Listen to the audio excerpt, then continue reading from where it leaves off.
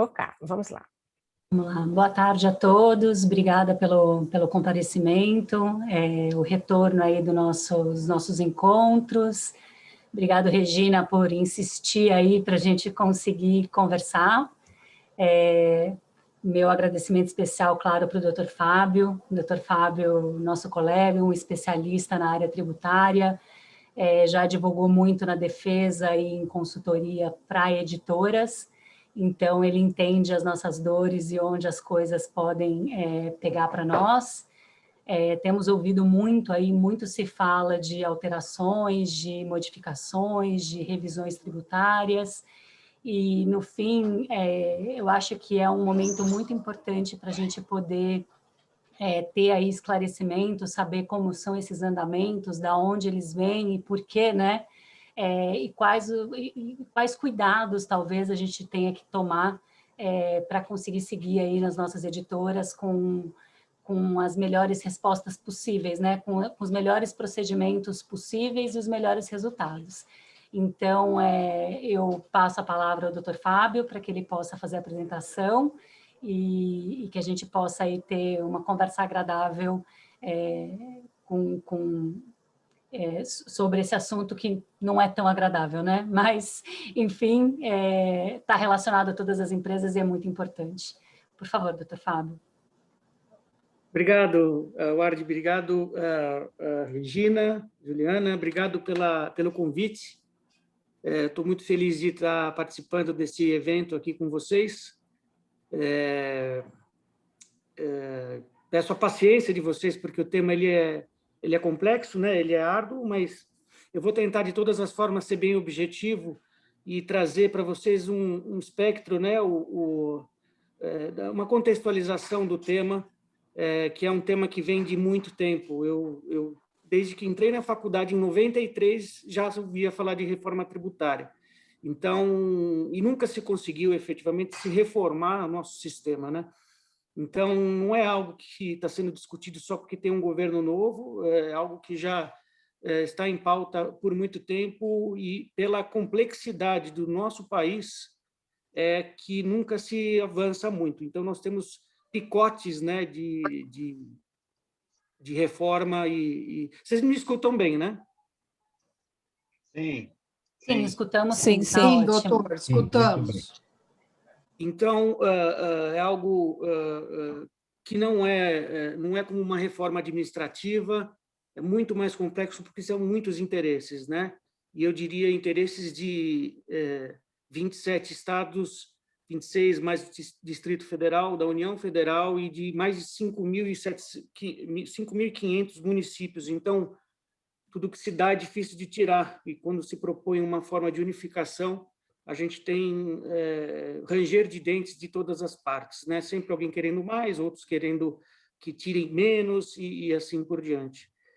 Eu vou vou colocar aqui na tela uma apresentação que eu fiz, que eu tenho palestrado nesses últimos tempos, né?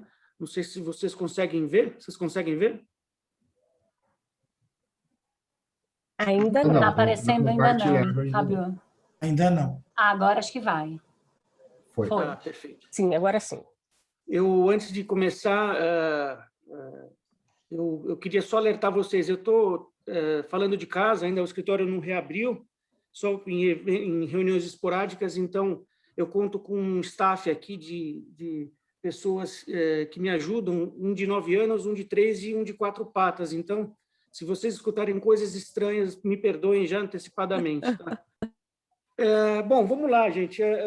A ideia, como eu disse, é trazer para vocês tudo que está sendo proposto sobre esse tema, desde o início do ano passado até hoje, e tentar contextualizar o que seria o ideal para o nosso país, se é necessário realmente uma reforma ou ajustes.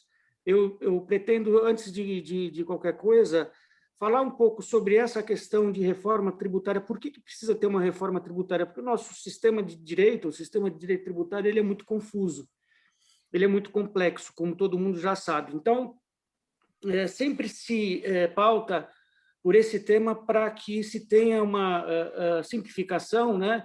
E uma busca maior por justiça fiscal. Busca maior por justiça fiscal tudo que assim, um país desenvolvido busca, né? E a gente não percebe muito isso em todas as propostas que nós temos, né? E voltando, por que nós temos um sistema complexo? Isso tudo data do nosso descobrimento, né? Eu fui buscar, né? Como eu já até comentei com o Ardi, eu gosto muito de história, para entender efetivamente por que a gente tem um sistema tributário tão complexo. Por quê? Isso é por conta desde a nossa origem. O Brasil ele foi descoberto sem querer, no final das contas, né, por correntes marítimas, e não foi Pedro Álvares Cabral que descobriu, foi um espanhol chamado Vicente Pinzón, que tem uma rua na Vila Olímpia com esse nome. Ele foi o primeiro a descobrir lá na região do Maranhão. E o Brasil ele acabou se tornando um entreposto. Ninguém dava bola para o Brasil, se interessava era mais o Extremo Oriente, as Índias, né? E o Brasil passou a ser fornecedor, basicamente, no início de produtos como o pau-brasil e, mais para frente, um pouco cana e tudo mais. Quando houve, né, uma ameaça estrangeira contra Portugal em relação ao Brasil, Portugal decidiu efetivamente iniciar não uma colonização, né, mas estabelecer bases nas diversas regiões costeiras, né? A partir do momento em que se apura que é possível ter plantio de cana, de açúcar, se descobre também prata, o Brasil se torna mais relevante e, por conta disso, acabam expulsando os franceses que eles estavam lotados no Rio de Janeiro, né? E os franceses e os holandeses na região nordeste. Então, eles acabam expulsando esses dois países europeus do Brasil e tomando conta definitivamente em conjunto com a Espanha, por meio do Tratado de Tordesilhas. A partir de então, se tem o estabelecimento das capitanias hereditárias, como todo mundo aprendeu na escola, mas não deu muito certo. Eram basicamente províncias, né? E hoje os nossos estados são fundados nessas capitanias, e não deu muito certo. Por quê? Porque o Brasil ele nunca foi um país pacífico. O Brasil não foi descoberto, ele foi conquistado. Os portugueses vieram para o Brasil, num primeiro momento, fazendo trocas entre itens com os índios, mas depois, observando o dia a dia dos índios, os jesuítas, né, principalmente, decidiram que eles deviam ser catequizados, eles deveriam ser cristianizados, né? Por quê? Porque eles viviam numa realidade totalmente diferente, com bigamia, com canibalismo, eles matavam, né, os inimigos e deixavam expostos e depois comiam os pedaços. Então, isso tudo merecia que se tivesse uma transformação, principalmente cultural, né, deles. Não deu certo também, eles aprendiam, depois fugiam para as selvas, eles começaram a virar também escravos, então muitos deles fugiam.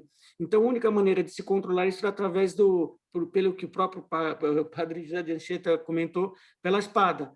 E isso causou praticamente o extermínio eram mais de 3 milhões de índios que residiam na costa.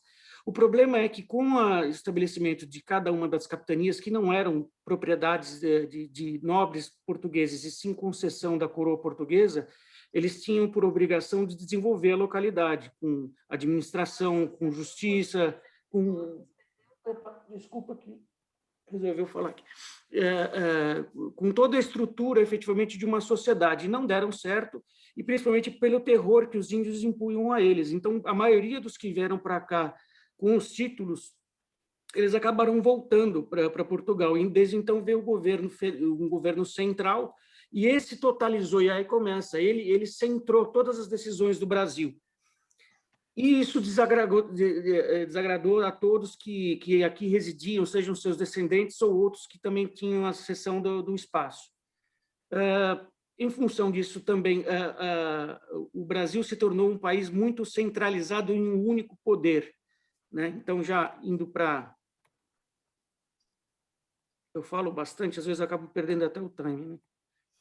Então, aqui nós temos já logo de cara, como o Brasil ele era um país essencialmente de exploração, não haviam aqui títulos de terra, apenas concessões. Então, o principal item econômico seria o consumo, né? Que isso é uma característica dos países colonizados. Nos Estados Unidos, por exemplo, não. Lá se tinha a residência efetiva dos imigrantes, né? Dos estrangeiros. Então, É por isso que em países desenvolvidos os tributos sobre propriedade são mais preponderantes do que sobre consumo. O nosso caso é justamente o contrário, é sobre consumo. E tudo começou com o quinto, né, que se fala muito, o quinto dos infernos, teve a derrama, a finta, a cisa, que é um tipo de tributo imobiliário à época, a finta era uma punição e a derrama era um tipo de contribuição que ajudava a igreja, né? Então, desde então, nós tivemos 7 constituições entre o período de colonização, da independência e depois da república. Das 7 constituições, o problema se inicia em 1824, em que se começa com a saída efetivamente da coroa portuguesa do país, se começa a dar liberdade, autonomia, né, para as regiões, através do quê? Através de tributos, no caso, nas receitas gerais, provinciais e municipais. A gente sempre fala, o modelo brasileiro adotado, que surgiu em 1891, é um modelo federativo, né? É um Estado federado, e ele é copiado dos Estados Unidos. E isso, na minha opinião, eu sou um grande crítico em relação a isso, porque nós copiamos, nos Estados Unidos, a federação ela nasceu de dentro para fora, e aqui não, aqui foi de fora para dentro. Lá eles se uniram efetivamente para constituir um ente central para poder combater a Inglaterra. Aqui no Brasil, não, aqui nós temos uma situação muito difícil e diferente, é um país continental, com diferenças culturais, com diferenças educacionais, com deficiências econômicas de parte a parte. Então, o federalismo ele pressupõe muito a igualdade, e é muito difícil você ter igualdade com estados que não têm economicamente o mesmo poderio de outros estados. Então, você acaba tendo uma dependência maior de um repasse, né, de um repasse de um governo central. Então, eu vejo que essa Constituição de 1824 foi um grande problema, porque ela começou a pulverizar as arrecadações. Então, nós temos depois o IVC, o surgimento do IVC, que é o antigo ICMS, o IIP, que é uma conjunção de ISS com IPI. Depois, em 37, você vê, cada vez que surgia uma Constituição nova, você tinha novos tributos, você ia desmembrando completamente a arrecadação. Aí nós temos adicional do imposto de renda, e aí, finalmente, em 65, vem o IPI, o ICM sem o S ainda, e o ISS. E nessa época, efetivamente, surge a primeira vez a necessidade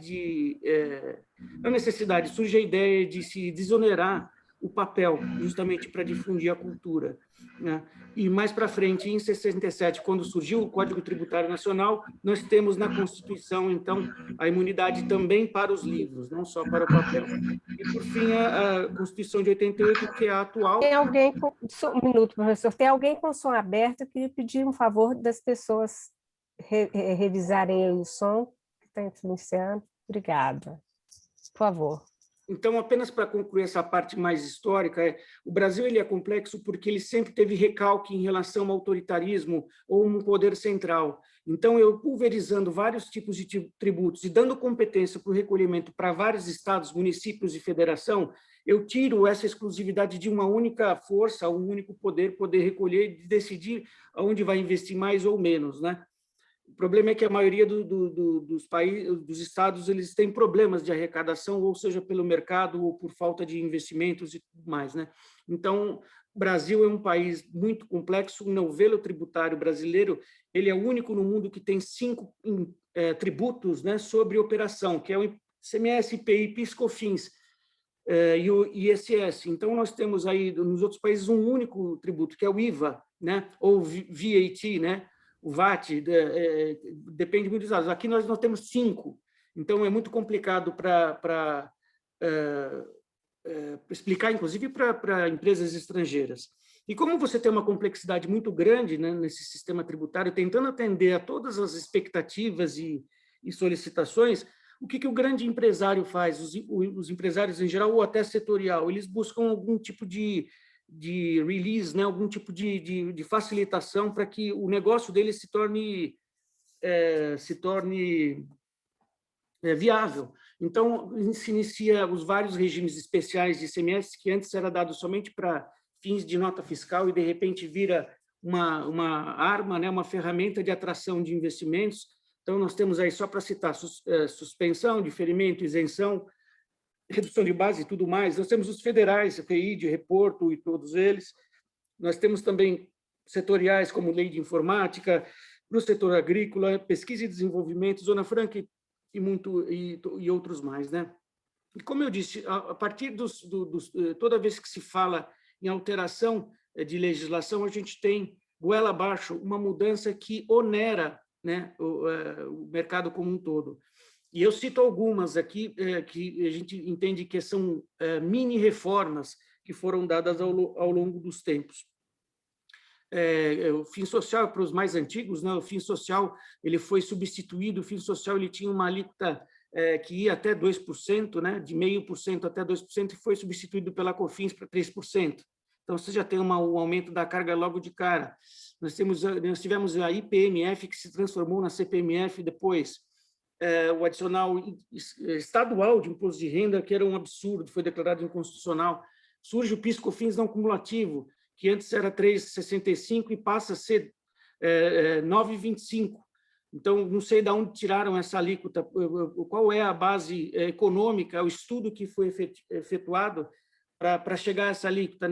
Todo mundo sabe que houve um aumento tributário. Aí surge o ICMS e substituição tributária, depois o diferencial de alíquota do ICMS. Então, ao longo dos tempos, sempre se teve muita criatividade para poder, sob o pretexto de se minimizar impactos setoriais, mas, no final das contas, o que acontecia é que alguns pagavam por outros. A gente não tem, como se diz, não tem mágica nessa regra aqui, na regra tributária. Então, em função dessa convergência de necessidades, em função dessa mescla de interesses que existe hoje no nosso país, que é um país muito complicado, a pergunta que a gente circula na comunidade tributária, nós precisamos efetivamente de uma reforma tributária feita via emenda constitucional, muito difícil de ser aprovada, ou a gente poderia ter providenciar ajustes fiscais. Eu acho que o mais importante, num primeiro momento, é desburocratizar, né, essa parte dos empresários. E isso é muito simples de se fazer, basicamente se eliminando obrigações acessórias desnecessárias e redundantes. Então, a questão mesmo de uma reforma em si, ela é muito penosa, ela é muito custosa para o país e nunca sai do lugar. Ela chega sempre até um determinado ponto e depois volta atrás. Ela acaba sendo arquivada ou engavetada, mesmo porque tem que combinar com 27 estados, tem que combinar com 5.700 municípios e assim por diante. Esse é o grande modelo tortuoso que surgiu desde a época da nossa colonização. Esses são os tributos que nós temos hoje. Se verifica que o ente federado é o que mais detém aí a capacidade de se fazer, de se recolher tributos, né? Então, eles têm não somente os impostos, mas também as contribuições, que, via de regra, são desvirtuadas, né, do seu conceito, da sua natureza constitucional, né? Eles são utilizados para outros fins, né? Então, eu tenho também como destaque o ICMS dos estados, né? Que é a grande fonte de arrecadação do nosso país, é o ICMS, ele é o principal. Porém, uns estados eles acabam recolhendo mais, outros estados acabam recolhendo menos e assim por diante. E para os municípios que detêm, né, toda a visualização em relação a contribuintes, em relação à sociedade como um todo, está lá na ponta da lança, ele só tem basicamente três tributos, sendo o ISS o mais relevante de todos.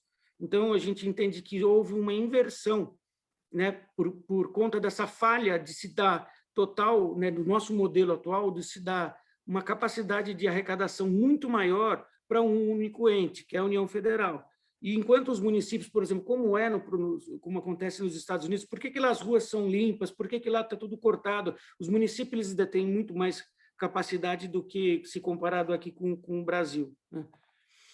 Essa daqui é uma tabela que eu trouxe para vocês, que é uma tabela que eu sempre mostro para vamos dizer, clientes estrangeiros. Eles não entendem por que uma área tributária de uma empresa precisa ter 70 pessoas, 60 pessoas fazendo apuração de impostos. Eu mostro essa tabela e falo, é por causa disso.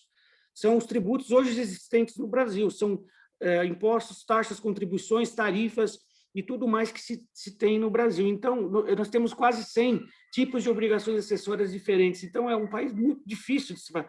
E eu falo para eles sempre no início que é difícil de explicar em português tributação no Brasil, então eu peço paciência para explicar em inglês também, para ver se eles conseguem entender. Aqui, para vocês terem uma visualização em relação a como é o nosso país, em termos de distribuição, né, em termos de arrecadação.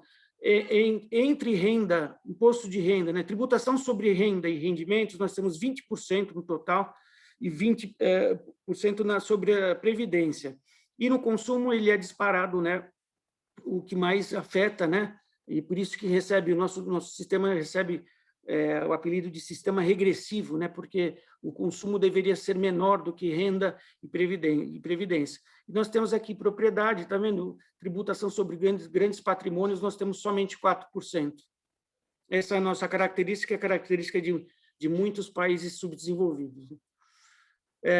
Enfim, a gente tende a classificar a carga tributária brasileira, e você vê que ao longo dos tempos ela foi subindo gradativamente, principalmente, já vou mostrar a seguir, a partir do governo do ex-presidente Lula, mas basicamente é o que mede o esforço financeiro que a sociedade tem que ter para custear toda a máquina pública, né? E aqui a gente vê basicamente como o Brasil deixou de ser competitivo nessa parte, né, do economics das empresas a partir de 2003, efetivamente, né? Aqui não é tão dispare, né, como parece, mas pula de 31 para 33 e vai ficando nessa casa até chegar próximo do impeachment da Dilma e com a chegada do Temer, né? Então, nós temos ainda mais um crescimento aqui. E nessa tabela, aqui a gente pode observar, apesar dela estar um pouco defasada, mas ela representa bem o que indica injustiça fiscal, porque quem ganha até 2 salários mínimos tinha uma carga tributária de 48% em 2004. Em 2008, isso pula para 53,9%, enquanto quem ganha mais de 30 salários pula de 26% para 29%. Então, o crescimento é muito maior para quem tem poucas condições financeiras. Quando a gente fala de sistema tributário e a necessidade de uma reforma, o que se busca, né? Quem trabalha com isso, né? Os operadores de direitos tributários, os juristas, o que se busca? Se é para reformar, eu tenho que mudar a forma. Eu tenho que tornar a nossa carga, nosso sistema tributário mais igual, ter equidade, ou seja, recolher de quem tem mais capacidade contributiva, de maneira proporcional e progressiva, né? Eu preciso ter simplicidade, como eu já comentei, simplicidade a ponto de se ter menos contencioso e mais arrecadação, fomentando que as pessoas físicas e jurídicas sejam formais do ponto de vista da sociedade, né, no que tange a tributos. Ser eficiente, ou seja, dar incentivos àquelas áreas efetivas que podem gerar mais postos de trabalho, que tragam mais especialidades e melhorias, né, inovação tecnológica para o nosso país, né? Então, tributar mais lucro e menos investimento, né? Tirar, inclusive, da parte de consumo. Responsabilidade política, então, nós buscamos um sistema novo que tenha essa qualidade, que seria mais transparência e não tem aquela piada que quem vai fazer a declaração sou eu, e se eu errar eu vou ser preso, e eles já sabem de tudo isso antes do tempo. Então, a ideia é basicamente diminuir esse problema, né? E essa última é que eu não estou conseguindo enxergar, flexibilidade. Flexibilidade, né? Dar mais liberdade ao contribuinte. O que eu quero dizer com isso? Não ter sempre uma espada nas costas, sempre ter o fiscal tratando o contribuinte como se ele já estivesse culpado de alguma coisa. A gente sabe que contribuinte, empresário brasileiro são criativos, né? Tentando de todas as formas recolher menos tributos, mas o fiscal ele tem que de todas as esferas de jurisdição, eles têm que, na minha convicção, eles têm que ser mais um consultor, um orientador do que um opressor. Não é o que acontece, né? Eu estou partindo agora para as propostas atuais que nós temos, as principais, né? de reforma tributária que estão no Congresso. Nós temos duas propostas de emenda constitucional, são propostas que demandam mais votos, é muito mais difícil de ser aprovado do que um projeto de lei, como os do governo federal. Nas duas primeiras propostas, nós temos uma junção de todos os tributos sobre receitas, né, os tributos operacionais, como se fala, né? O IPI, IOF, PIS, PASEP, COFINS, enfim, todos esses se transformariam em um único tributo, que seriam, no caso da PEC 45, que foi iniciada pela Câmara dos Deputados, como o IBS. E no caso da PEC 110, foi iniciada no Senado, né? Tem uma característica muito similar também, só que um pouco mais restrita. E os projetos de lei do governo federal, nós temos aqui a junção do PIS e COFINS, criando uma CBS, que seria depois, e agora tramita junto com a proposta tanto do Senado quanto a da Câmara dos Deputados. Todas elas estão em trâmite ainda no Congresso, elas passam primeiro por uma análise na Comissão de Constituição e Justiça, que é uma análise para ver se a proposta ela para em pé em face da nossa Constituição, então ela tem que ter essa validação por esse Conselho. Após, ela entra numa comissão especial, que é uma comissão criada justamente só para debater com técnicos essa questão da mudança do sistema. E depois ela vai a plenário para ser aprovada, né? Então, tem um trâmite que ainda não foi ultrapassado, cada uma das casas faz esse trâmite e depois manda para outra casa. Então, não acredito que isso vá andar ainda esse ano, eu acho que isso, em época de eleição, muito menos. Então, já estou adiantando que é uma situação... eu sou cético em relação ao trâmite dessa proposta, não só porque ela contém, mas também pelo fato de nós estarmos numa pré-eleição, e acho que isso não vai ser muito popular, acredito eu. E aí nós temos também o projeto de lei, esse o mais recente, do Ministério da Fazenda, da Economia, né, que trouxe essa mudança em relação ao imposto de renda que surpreendeu a todos, né? Ela também foi apresentada e tem o seu trâmite e já recebeu uma enxurrada de críticas, não só dos advogados que trabalham com tributário, mas também de confederações, enfim, associações, todo tipo de vamos dizer, representatividade está criticando da maneira como está sendo feita, né? Bom, isso aqui eu já comentei com vocês, né? Agora, quais são, basicamente, as características do que nós temos na mesa? A competência arrecadação, ela deixa de ser exclusivamente do ente público, quer dizer, hoje eu tenho um ICMS que é recolhido pelo Estado, um ISS pelo município, e eu tenho um PIS/COFINS arrecadado pela União Federal. A ideia é que se tenha um único ente que seria constituído por meio de um conselho, e esse depois faria a reversão dos valores proporcionalmente a cada um dos entes federados que originaram aquele recolhimento. Então, muda bastante, né, o que nós temos hoje. A alíquota, ela deixa de ter... Ela passa a ser única, porém, nós temos uma subalíquota que é dada para cada localidade para poder atrair mais ou menos investidores para a região. Então, nós não vamos ter uma alíquota única regendo as operações no país. Nós vamos ter, na verdade, uma alíquota única central e depois cada estado, cada município teria o direito, né, de estabelecer para mais dentro de um range pré-determinado para mais ou para menos. E no caso da PL que envolve a CBS, nós teríamos uma alíquota única de 12%. Por que 12%? Não sei. Pulou de 9,25% para 12%, dizendo que se pode acreditar tudo na entrada. O discurso ele é interessante, mas a gente precisa entender por que está tendo... qual é o estudo que foi feito para se chegar a 12%. Aqui a parte dos benefícios fiscais, e todas elas fulminam, né, essa tentativa de eles tentam colocar por terra os incentivos fiscais dados a esmo para diversos setores, né? Lógico, com algumas exceções, por exemplo, como a Zona Franca de Manaus, mas também com prazo determinado. E aí entra também na proposta aqui a extinção, né, da alíquota zero do PiscoFins para livros, né? Então, é um problema que foi posto para o setor e que, pelo que eu tenho escutado, muito provavelmente não vai ser levado adiante, mesmo por conta da questão cultural, está muito aflorada, né, nesses últimos tempos, né?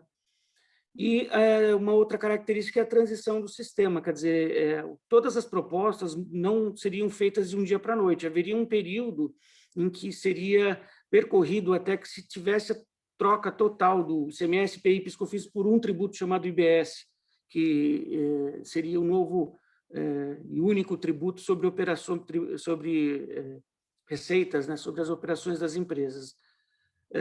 Mas o que é interessante aqui é que eles podem durar até 10 anos, né? Em alguns casos 5, né? Numa proposta 5, 8, o outro dura 8 anos, mas com possibilidade de ter até 15, né? Ele tem prorrogação. O que nós ponderamos é que a reforma tributária, da maneira como está sendo colocada, ela não vai colocar justiça fiscal, ela não vai ter redução, o país está quebrado, então não pode ter redução de arrecadação, então tem que ser no mínimo igual, né, em termos do que se recolhe hoje e como ficaria, e para dar também uma transparência para o mercado, dizendo que o sistema estamos evoluindo o nosso sistema. Então, mostrando para os investidores que podem investir aqui, que no futuro nós vamos ter uma mudança, né, de paradigma em relação à tributação no Brasil.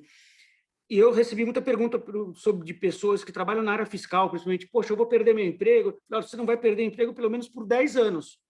E nem sei se depois de 10 anos, porque vai haver uma transição nesse período em que você não só vai manter os tributos atuais, como você vai criar um outro. Você vai ter um outro paralelo aí, né, junto, então você vai ter mais trabalho ainda. Então, a reforma tributária não é para o ano que vem a gente já ter um benefício. É mais para o futuro, né, pensando na modernização do sistema, se é que se pode dizer modernização. A proposta do Executivo, que envolve dividendos, pegou todo mundo de surpresa. A ideia do Paulo Guedes, né, escutei muito ele falar sobre isso, na tributação de dividendos, que no Brasil é isento, foi uma demanda desde o início, né, essa foi a proposta inicial do governo, porque todos os países praticamente do mundo têm essa forma, né? Se tributa parte da empresa e parte na distribuição para a pessoa física. Existem várias críticas com o que foi posto, né? Principalmente nesse percentual da alíquota, né? 20% foi totalmente desarrazoado, foi desproporcional, ranger de dentes de todos os lados, né? De todos os setores. A redução de 25%, né, do imposto de renda para 20% também é algo desproporcional em relação ao aumento de 20%. Então, se diminuir 5%, você deveria ter uma tributação de 5%, não uma tributação de 20% com redução de 5% em 2 anos ainda, gradual. Então, o que nós temos ouvido muito, e eu tenho dito muito, é que, ok, o Brasil ele tem uma necessidade de se fazer uma reavaliação da tributação sobre a renda, né? Sobre o fluxo da renda. Então, o ideal é que se faça de maneira em que a nossa carga tributária não tenha um acréscimo, né? Da maneira como está sendo colocada, a tributação sobre renda vai para 49%, que só perde para a Dinamarca e, se não me engano, para a França, com a contrapartida que nós sabemos que o governo dá para o país. Então, se a proporção é essa, por que não fazer como na Argentina, que existe a tributação de dividendos, mas o patamar total entre tributação da pessoa jurídica e na distribuição de lucros não passa de 25%?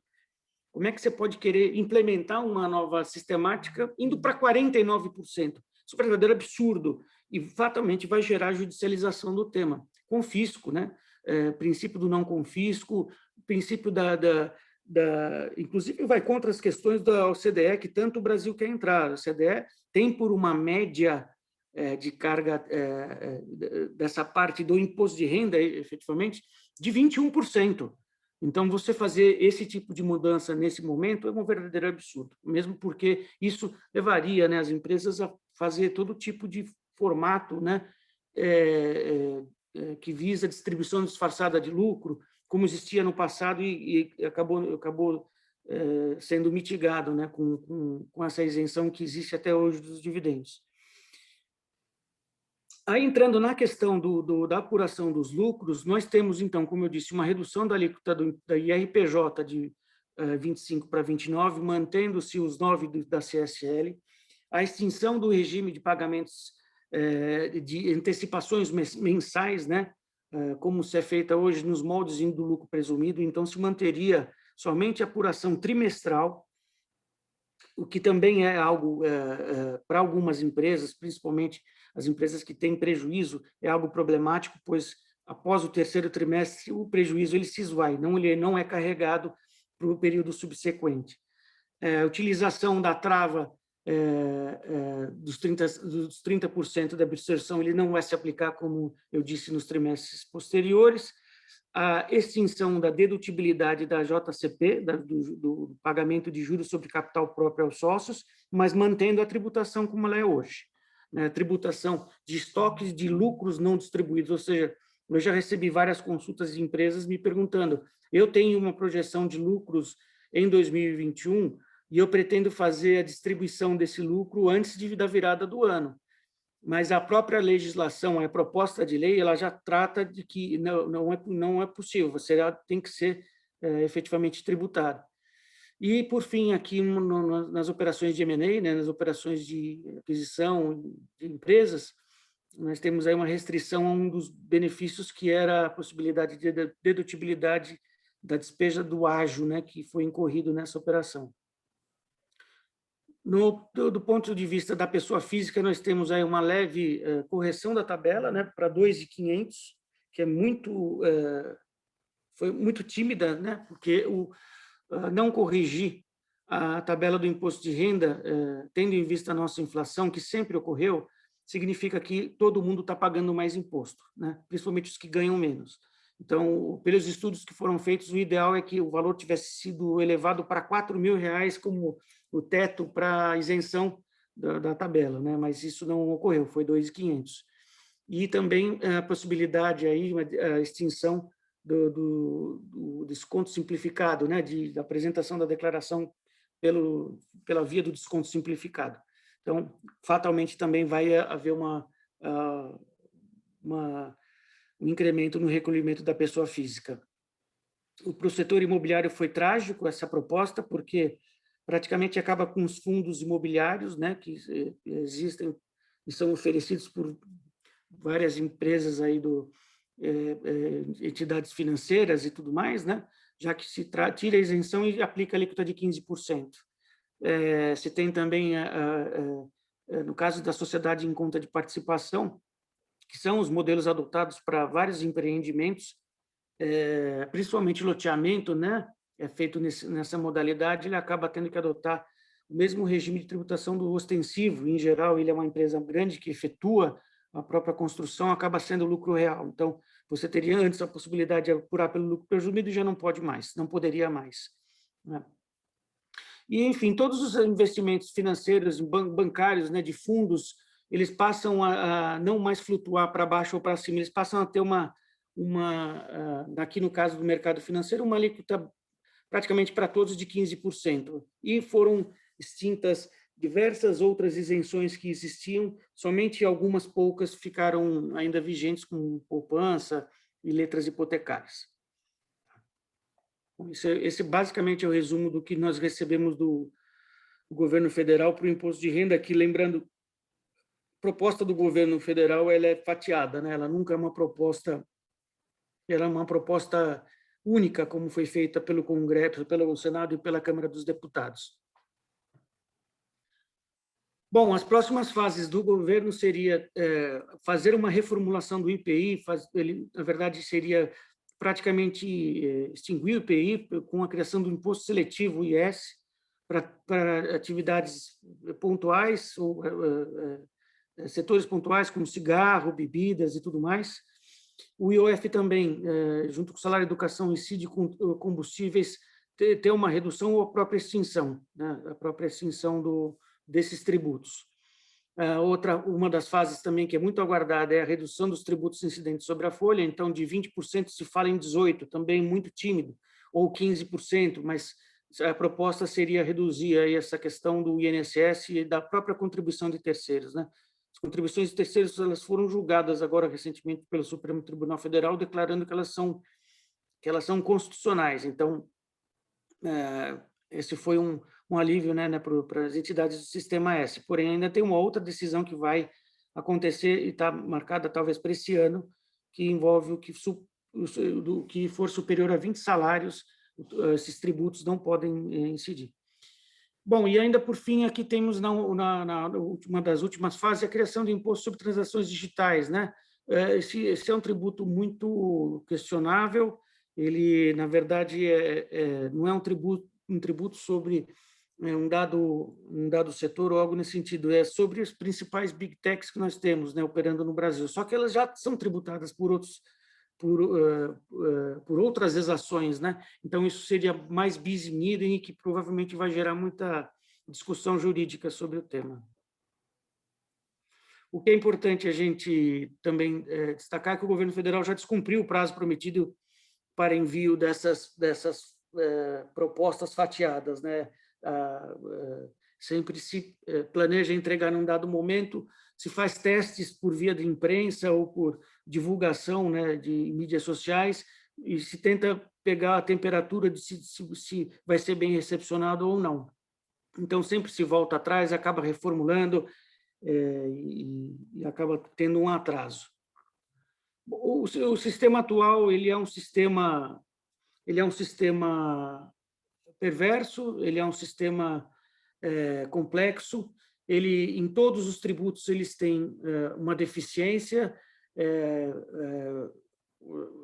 e aí ele é desmembrado em excesso.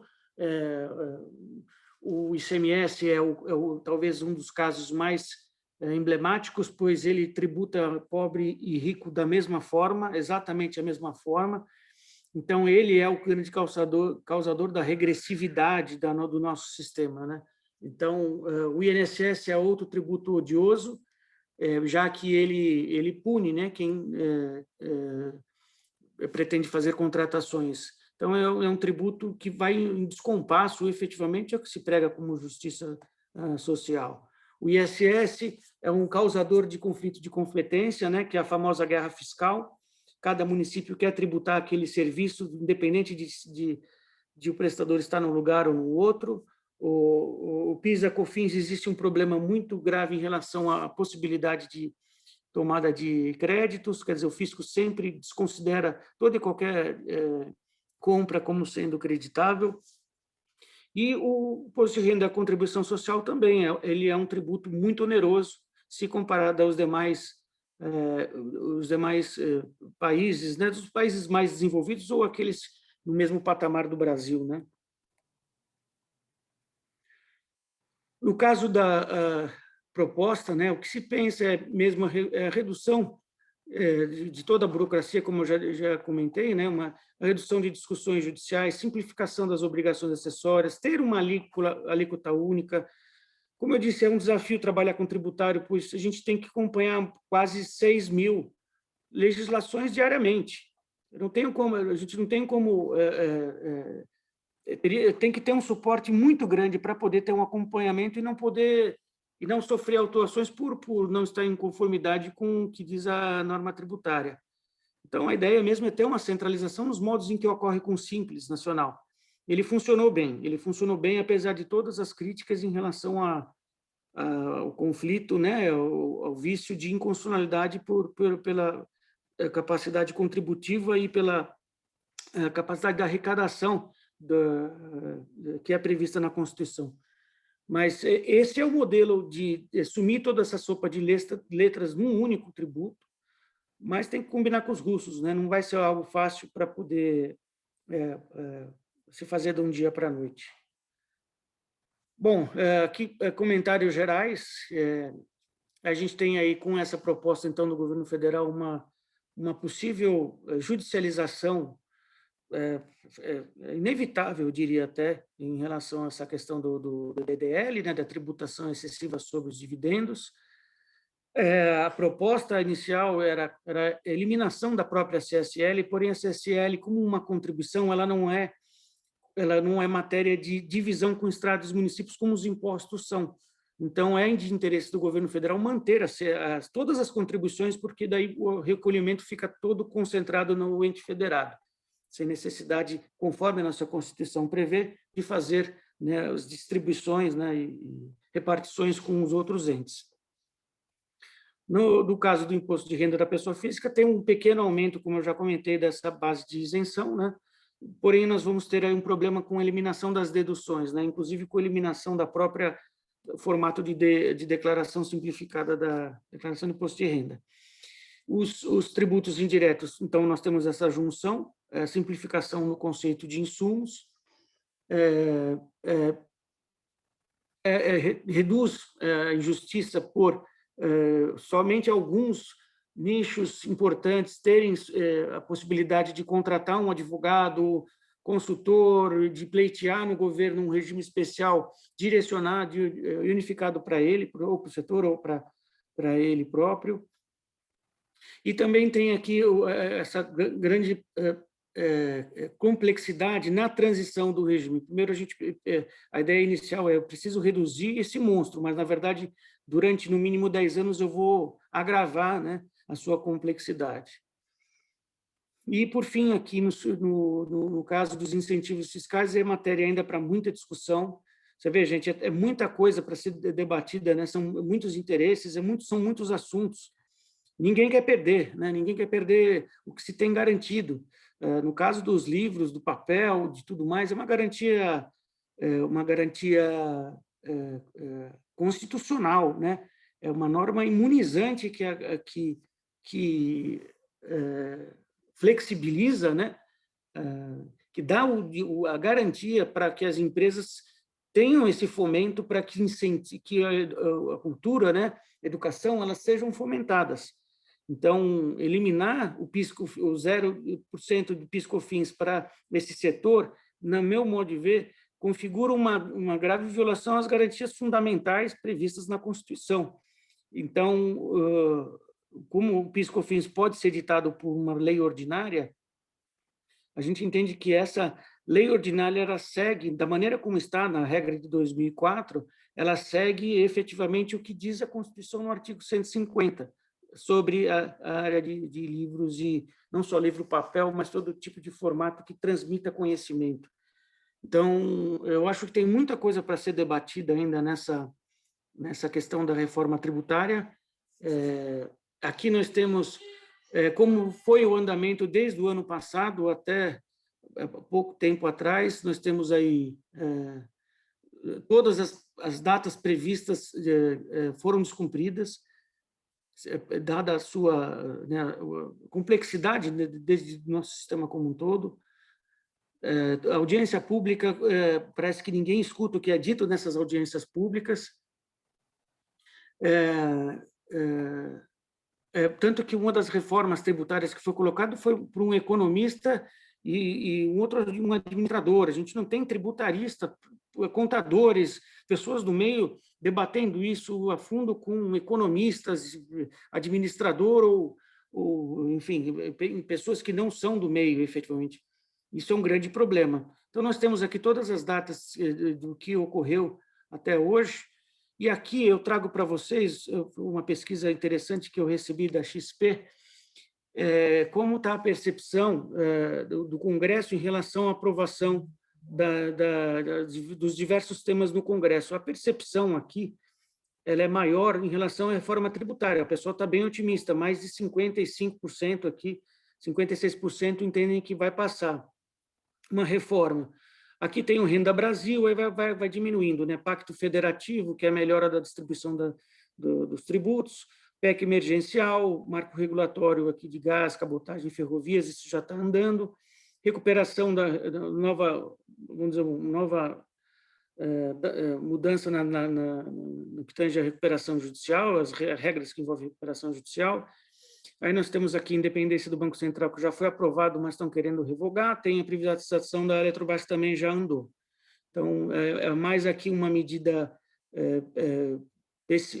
otimista em relação ao que se tem dentro do Congresso Nacional. E esses daqui são os que são a favor, efetivamente, no caso, deputados somente, quais são os temas que eles são mais favoráveis. Então, a unificação dos impostos federais IPI e PIS/COFINS, 77% é favorável. Taxar grandes fortunas, 66%. Criar nova faixa de imposto de renda sobre os mais ricos, 63%. Aí começa aqui. Unificar ICMS e ISS, 59%. Taxar dividendos, reduzir. São medidas, vamos dizer, tidas como populistas, né? São os que são os mais favoráveis. Eu sempre finalizo com esse desenho que mostra efetivamente qual que é a real sensação do contribuinte brasileiro. Quer dizer, a gente paga imposto e não tem retorno algum em serviços. Nós temos, no caso, um país muito complexo em todos os sentidos, e eu acho que a reforma tributária, por abranger, como eu já disse, interesse de todas as localidades, não podia ser diferente. A minha proposta de reforma tributária seria outra proposta, mas que ela não pode ser implementada com a Constituição que nós temos, por serem cláusulas pétreas. Na verdade, haveria a necessidade de se ter uma nova Constituição. E o meu modelo é tributos sobre consumo, ele tem que ser concentrado no ente público, central. E o tributo sobre renda e riqueza seria da localidade. Eu teria, assim, o fim efetivo da guerra fiscal que existe hoje, nessa circulação das mercadorias e serviços entre os estados, e pacificando, né, então, o nosso sistema, e também, acho que mais que uma reforma, na minha visão, é o entendimento entre fisco e contribuinte. Eu acho que esse é o nosso grande câncer do nosso sistema, porque não adianta não mudar a letra da lei, mudar nome, tirar tributo de PIS e COFINS, passar a ser CBS, se o fisco entra na tua empresa e vai procurar alguma coisa para te autuar, para te ameaçar, para tentar ter alguma vantagem. Então, eu acho que precisa ter uma conscientização do ente público em relação ao papel que deve ser exercido perante os contribuintes. Eles devem remar juntos e não um contra o outro. Gente, era isso que eu tinha para apresentar para vocês. Espero não ter estourado a paciência de vocês. E eu fico à disposição para, se não for aqui o caso, mas de responder as perguntas por e-mail, por qualquer formato, ferramenta que precisar. Tá bom? Muito obrigado.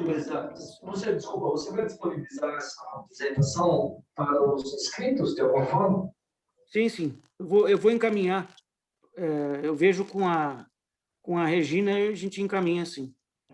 A gente pode encaminhar, sim, a gravação doutor. também prazer. Fábio, obrigada, viu? Foi excelente, muito esclarecedora a sua apresentação. Eu sei como é difícil falar para os quadradinhos, né? Chega uma hora que parece que a gente está falando sozinho, né? Tem esse monte de quadradinhos aí, a gente não tem muita reação como tem num auditório, né? Quando você está falando ao vivo. Regina, Juliana, eu não sei muito bem como a gente está com o tempo, se a gente consegue abrir para perguntas, se de fato vocês querem deixar para depois encaminhar essas perguntas para o doutor Fábio. Eu não sei como a gente está aí, vocês falam? Eu acho que depende um pouco dele também, né? Se ele tiver um tempinho. Tenho sim. Eu peço desculpas, a Ward já me conhece, sabe como é que é a agenda da Ward. Eu peço desculpa, doutor Fábio, mas olha, parabéns, gostei muito da tua apresentação, espero receber a apresentação e vou tomar a liberdade de encaminhar minhas dúvidas. Só queria fazer uma alusão ao que você falou da última figurinha. Um dia eu escutei, se não me engano, foi o Carlos Alberto na CBN falando que a gente paga 6 meses de impostos, né? A gente trabalha 6 meses do ano para pagar impostos, e depois a gente paga, no restante dos outros 6 meses, a gente paga aquilo que os impostos não nos dão, e deveriam nos dar, né? Então, é só uma alusão, porque é fantástico a conta que fez o Carlos Alberto Sardenberg, é verdade, a gente paga aí 5 meses e meio de impostos, e depois tem que pagar a escola para os filhos, segurança para a pública, segurança para que nós tenhamos a própria segurança pública, né? Fora a questão de implantar dificuldades para vender facilidades, né? Esse é o país. Eu participo, enfim, a gente não trabalha nesse meio, a gente vê isso nas empresas, né? Quer dizer, ao final de um dado exercício financeiro, fiscal, enfim, você tem a apuração dos lucros e você percebe, e eu vi isso já várias vezes acontecer, já foram comentários feitos para mim, você recebe um quinhão daquele que foi o seu investimento, você recebe o seu retorno e você distribui isso para os sócios. E várias vezes eu vi, a gente escuta, poxa, mas o sócio principal é o governo, porque ele tirou mais que eu. Né? E agora você ainda vai pagar 20% nessa distribuição, é o que eles querem agora, né? Que a gente ainda pague um pouquinho mais para eles, porque acha que está pagando pouco. Mas eu agradeço e Ward, foi um prazer te rever. Prazer é meu, Peluso. E está gravando essa apresentação, então acho que depois também, além da apresentação que o Fábio fez, né, o PowerPoint aqui, a própria apresentação dele, creio que a Regina e a Juliana consigam disponibilizar para os inscritos, até para você poder revisar depois com a explicação dele, né? Muito bom. Eu agradeço muito e peço licença que eu tenho para avaliar mais uma reunião. Muito obrigado. Parabéns, doutor. Parabéns a todos aí pela organização. Fantástico. Para mim foi extremamente valioso participar. Então, que bom. E se tiver mais, eu me inscreverei. Com certeza. A gente manda para você, Peluso. Dá licença só um pouquinho. Aproveitar que a gente está com as pessoas, que no mês que vem, o próximo webinar da Comissão Jurídica vai ser sobre reforma trabalhista, tá? Muito bom. E todas as outras questões também. Com o doutor Capanema, né, Ward? Sim, com o doutor Pedro Capanema. Eu vou combinar com ele, mando para vocês o convite também, para a gente poder falar do trabalhista daí, que é outro calo, né? Nossa Senhora. Mas muito obrigado. Um grande abraço a todos. Outro. Tchau. Tchau, tchau. Pois é, Ward, você sabe que tributário é somente um dos elos jurídicos que impactam uma operação empresarial. Você comentou bem, você tem o trabalhista. Trabalhista também é algo que evoluiu muito em função da reforma que se teve. Não foi perfeita, mas já foi, a gente nota, até pelo nível de desjudicialização, né? A gente tem aí verificado, eu vejo lá no escritório, na área trabalhista, que as demandas trabalhistas elas estão diminuindo. Mas não é só isso, você tem também os problemas societários entre sócios, você tem os problemas cíveis com relação ao direito de consumo, você tem o problema de penal, você tem o problema de segurança pública para aquele seu empregado e tudo mais, principalmente aqueles que trabalham mais no varejo. Então, assim, é um verdadeiro desafio ser empreendedor no Brasil. Desafiador. Né? E eu vi na sua apresentação o número de tributos, o número de legislação que você tem que acompanhar. Eu acho que é quase impossível você conseguir cumprir todos os requisitos, todas as obrigações acessórias, todas as obrigações principais, de modo que, na hora que chega um fiscal, como você bem colocou, você não tenha falha nenhuma, né? Ainda que de boa fé, você acaba dando margem aí, às vezes, a algum tipo de falha, e aí você é autuado, e aí você tem que discutir isso ou pagar multas enormes. Então, realmente, essa complexidade do sistema torna muito difícil até você conseguir cumprir, ainda que você queira, né? Exatamente. Esse é o problema. Eles têm todos os sistemas hoje implementados, eles recebem informação, essa informação ela é minerada, né? Ela é trabalhada pelos sistemas que são bons, só que a obrigação de apresentar ainda continua com o contribuinte. E se você errar, você corre o risco de ser preso. Então, é um verdadeiro absurdo isso, né? Então, assim, poxa, por que eu tenho que te submeter a algo que você já tem essa informação? Mas você tem que preencher A, B e C, quer dizer, é algo que precisa ser alterado, definitivamente. Né? Assim, do nosso lado, eu acho que os maiores impactos, imagino eu, tá? Estou até te perguntando, estariam ligados à questão do PIS e do COFINS. O livro tem essa isenção, mas as revistas não têm, né? De PIS e COFINS, que sobe para 12%, né?